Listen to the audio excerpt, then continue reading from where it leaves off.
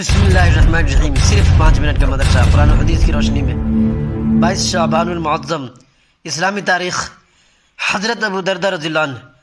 حضرت ابو دردہ رضی اللہ عنہ کا نام عمر بن مالک خزرجی ہے۔ یہ مدینہ منورہ کے بڑے تاجر تھے۔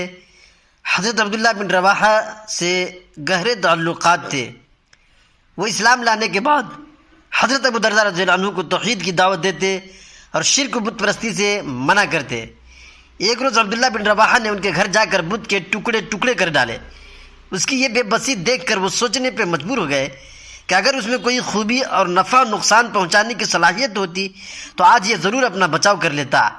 اس خیال کے آتے ہی وہ شرک و بت پرستی سے بیزار ہو گئے اور رسول اللہ صلی اللہ علیہ وسلم کی خدمت پہ پہنچ کر اسلام قبول کر لیا اور رات دن علم سیکھنے اور عبادت کرنے میں لگ گئے۔ جب انہوں نے دیکھا کہ تجارت علمی مجلسوں میں حاضری اور عبادت کی لذت میں رکاوٹ بن رہی ہے تو تجارت اور دنیا کی زیب و زینت کو چھوڑ کر علم سیکھنے اور عبادت کرنے میں مصروف ہو گئے۔ وہ درویشوں کی طرح بالکل سادہ زندگی گزارنے لگے۔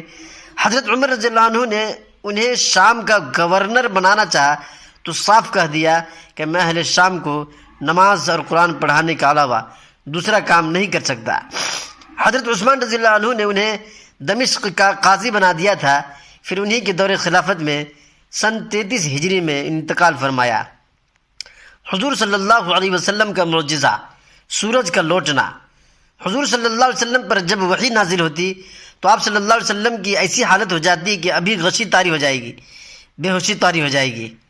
چنانچہ آپ صلی اللہ علیہ وسلم پر ایک مرتبہ وحی نازل ہونا شروع ہوئی۔ آپ صلی اللہ علیہ وسلم کا سر مبارک حضرت علی رضی اللہ عنہ کی ران پر تھا، گود میں رکھ کے سر سوئے ہوئے تھے۔ کچھ دیر بعد آپ صلی اللہ علیہ وسلم نے حضرت علی رضی اللہ عنہ کی ران سے سر مبارک اٹھایا اور حضرت علی سے پوچھا کیا تم نے عصر کی نماز پڑھی؟ جواب دیا کہ نہیں۔ آپ صلی اللہ علیہ وسلم نے بارگاہ رب دعا کی۔ چنانچہ حضرت اسماء رضی اللہ عنہ بیان فرماتی ہیں کہ میں نے دیکھا کہ آفتاب غروب ہو چکا تھا لیکن پھر نکل آیا اور حضرت علی رضی اللہ عنہ نے نماز ادا کی۔ ایک فرض کے بارے میں تکبیر تحریمہ۔ رسول اللہ صلی اللہ علیہ وسلم نے فرمایا نماز کی کنجی وضو ہے، اس کا تحریمہ تکبیر ہے اور نماز کو ختم کرنے والا تسلیم ہے، یعنی السلام علیکم ورحمۃ اللہ کہنا ہے۔ فائدہ: نماز شروع کرتے وقت جو تکبیر کہی جاتی ہے اس کو تکبیر تحریمہ کہتے ہیں۔ نماز کے شروع میں تکبیر تحریمہ کہنا فرض ہے۔ بغیر اللہ اکبر کہے اگر آپ نیت باندھ دیے تو فرض چھوڑ دیا آپ نے، اور فرض جان بوجھ کے چھوڑیں چاہے غلطی سے چھوٹ جائے، فرض چھوڑیں گے تو نماز نہیں ہوگی۔ ایک سنت کے بارے میں، فرض نماز کے بعد کی دعا۔ رسول اللہ صلی اللہ علیہ وسلم نماز سے فارغ ہونے کے بعد یہ دعا پڑھتے: لا الہ الا اللہ وحدہ لا شریک لہ لہ الملک ولہ الحمد وہو علی کل شیء قدیر اللہم لا مانع لما اعطیت ولا معطی لما منعت ولا ينفع ذا الجد منک الجد۔ ایک اہم عمل کی فضیلت، درود شریف پڑھنا۔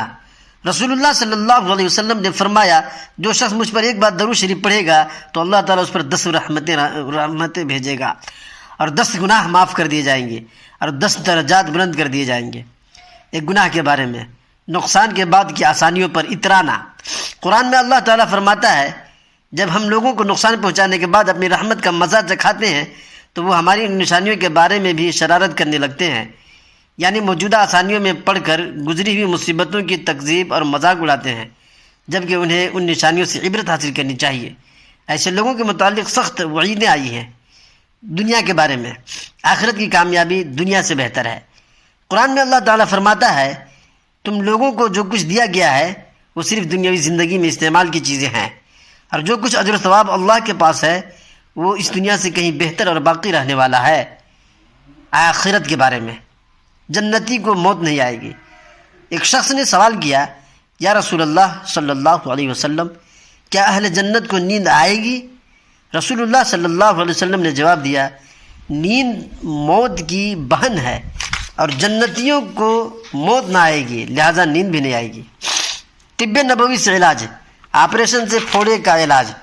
حضرت اسماء بنت ابی بکر رضی اللہ عنہ کہتی ہیں کہ میری گردن میں ایک پھوڑا نکل آیا جس کا ذکر نبی پاک صلی اللہ علیہ وسلم سے کیا گیا تو آپ صلی اللہ علیہ وسلم نے فرمایا اسے کھول دو، یعنی پھوڑ دو، چھوڑو مت ورنہ گوشت کھائے گا اور خون چوسے گا، یعنی اس کا خراب مادہ اگر وقت پر نہ نکالا گیا تو زخم کو اور زیادہ بڑھا کر گوشت اور خون کے بگاڑ کا ذریعہ بنے گا۔ نبی پاک صلی اللہ علیہ وسلم کی نصیحت۔ رسول اللہ صلی اللہ علیہ وسلم نے فرمایا، تم اپنی جان، اولاد، خادم اور مال کے حق میں کبھی بھی ہلاکت کی بد دعا مت کیا کرو، کہیں ایسا نہ ہو کہ بد دعا کرتے ہوئے دعا کی قبولیت کی گھڑی سے تمہاری موافقت ہو جائے اور تمہاری بد دعا قبول کر لی جائے۔ ابو داؤد شریف حدیث نمبر 1532۔ حضرت جابر بن عبداللہ رضی اللہ عنہ سے یہ حدیث مروی ہے۔